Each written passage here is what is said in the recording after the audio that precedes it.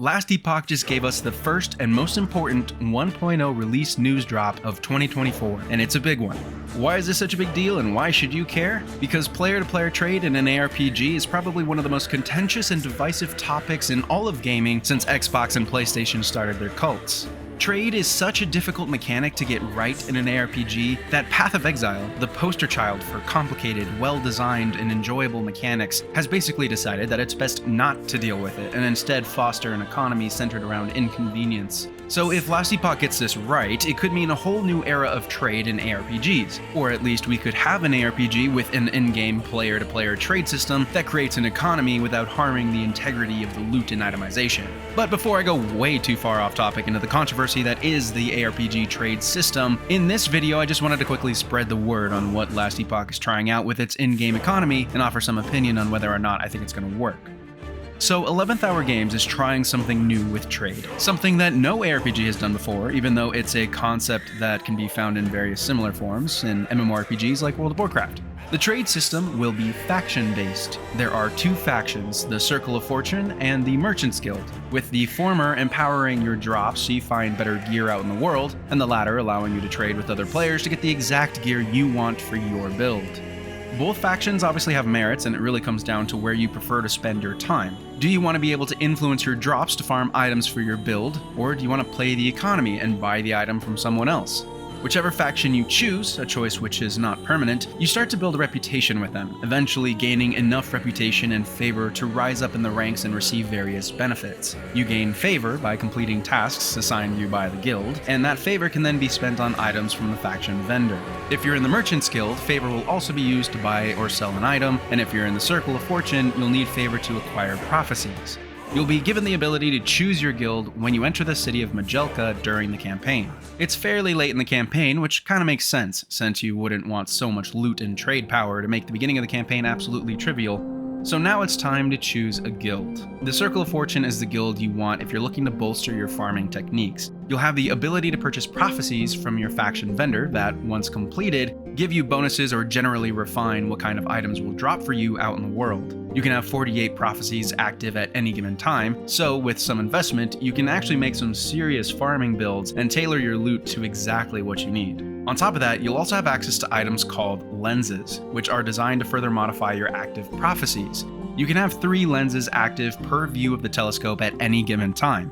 The Circle of Fortune seems like it'll be extremely powerful of a tactic if you take the time to set it up and generally know what and how to farm. We don't know for sure how long it'll take to set up some of these prophecies and gain all the reputation needed to climb the ranks in the guild, but I hope it does take a good amount of time. Making loot easier to obtain in a genre based around the chase for better and better loot is always kind of dangerous, so I hope that either these modifiers aren't super overpowered, or that there's some grinding work to be done if you want all 48 prophecies and 12 lenses to affect a character. But obviously you have to put this power into perspective, and there's no better way to do that than compare it to the power of outright buying items from other players.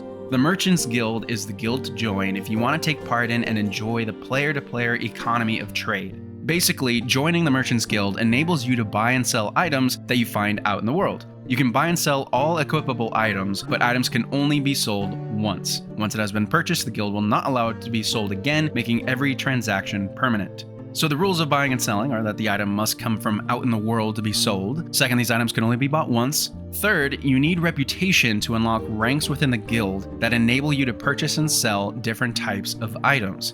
And finally, you'll need favor to complete transactions within the guild, meaning you'll need to complete quests and kill enemies out in the world to gain the necessary favor to buy your next item. To buy something, all you need to do is go to the bazaar and visit the stall that corresponds to whatever item you want to purchase. So if you want a sword, go to the sword stall. After speaking with the vendor, a search screen will pop up and you can search for your item with all the affixes you want. You look at the price, select which one you want, and after the purchase, the item will appear in your inventory ready to equip. Selling an item will work in a similar way, requiring you to visit your personal stall in the bazaar and list an item for sale. You set the price, select list, and voila, someone else can now buy your item. I think it's interesting how this system will work and how it requires you to continue to play the game and earn favor in order to participate in the economy. The ranking system right now shows that you'll need to be the highest rank, rank 10, in order to have the ability to trade all items with other players. I also think it's smart that they put restrictions on how many times an item can be sold. It's an interesting way to pull items out of the economy to prevent oversaturation of items in the marketplace. If the items could be sold over and over again, eventually there would be so many items that the price of each of them would severely diminish, and selling anything would lose all meaning. Now, the biggest question I have, and it's not something that can be answered right now, we'll just have to wait and see how it plays out, is how the economy will work in the long term with gold as the currency for buying and selling items. Everything will have a gold price, obviously, and it'll be very interesting to see how gold is valued as players start to engage in the economy. I mean, between all of my characters, I have multiple millions of pieces of gold right now. If it is that easy to stockpile gold between all my characters, I wonder how the economy is going to react. Will items be priced super high to account for all the gold that you can farm between all of your alts? Or maybe gold will be scaled back to make it a bit more valuable? Like I said, we'll have to see how this plays out in practice. Maybe requiring favor for the transaction is the way that they're limiting the amount of purchases one player can make, or something like that. So one last thing to cover is that obviously EHG needed some way to keep players from gaming the system and using the Circle of Fortune farming techniques to make buku bucks with the Merchants Guild. So there are a few different restrictions in place to make sure that doesn't happen. First and foremost, there'll be a new tag on every item that marks it as an item purchased while in the Merchants Guild or found while farming with the Circle of Fortune Guild. If the item has a Circle of Fortune tag, it can't be sold on the bazaar. And if the item has a Merchants Guild tag on it, the item can't be used while you're farming with the Circle of Fortune. On top of faction requirements, items will also have a rank requirement, meaning that you'll need to increase your rank with your guild in order to use whatever item you found or bought.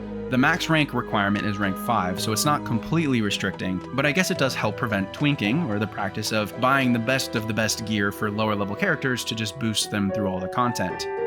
And that's it. That's the general overview of the trade system. This is going to be interesting. Taking a look at all of this on paper, it seems like EHG has done well in putting enough accessibility to help players get involved in target farming or buying and selling items, but I don't think we'll be able to truly know if this will work in practice until it reaches the large scale of players on launch and has some time to settle. This was tested extensively in a player beta, but I feel like there may be some new factors introduced once they open up the mechanic to the entire player base. I'm excited about the interactivity of the trade system. It's not just a single choice and then you move on. It's a lore-heavy itemization mechanic that requires you to constantly engage with the game in order to rank up and complete necessary transactions. I also like how this is shared across characters of the same type. So hardcore characters will share favor and ranks, standard will share with other standard. I don't have to worry about making new characters, try out new builds or masteries, and have to rank up in a guild every time. But really, I want to hear what you think. Do you think this is a good system for trade in an ARPG? Do you like the ability to choose between better farming or the ability to purchase items?